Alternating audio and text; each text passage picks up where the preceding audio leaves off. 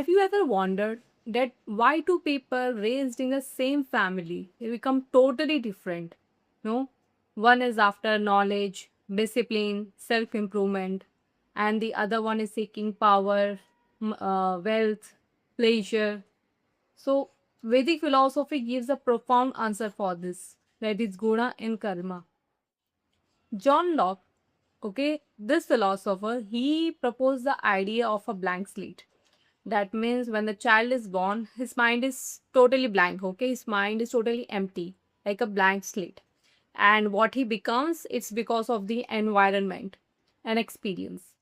At first, this sounds reasonable, but then there's a problem because if the environment is going to decide at what the child is going to become, so why the siblings raised in the same home, okay, raised in the same family, they have different interests. Okay, one is loving music, poetry, and the other one is loving sports.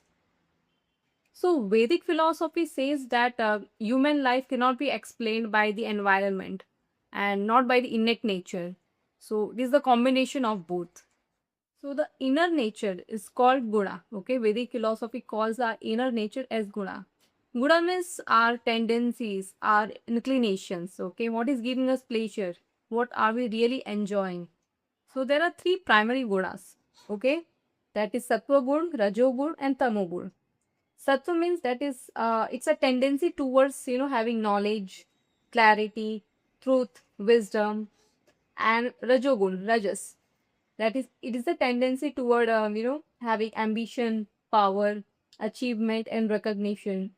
Then tamas, it's a tendency towards the ignorance, okay, laziness, destruction.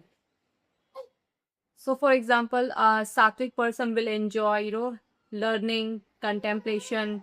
Rajasic person will enjoy having power, status, having success. And tamasic person, he will enjoy in destructive kind of work. So, guna determines what we desire. Now comes the second concept, that is karma. Now, this karma is often misunderstood because people generally think it's a reward and punishment. But Vedic philosophy has deep answer for this. So, karma determines the body we receive, the abilities we possess, and the opportunities available to us.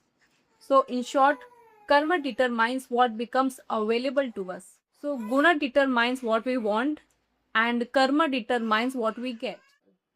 Suppose someone loves scientific knowledge. So this desire to have scientific knowledge, okay, that desire this comes from guna. But whether the person will have good books, will have good teachers, good opportunities to have scientific knowledge, this comes from karma.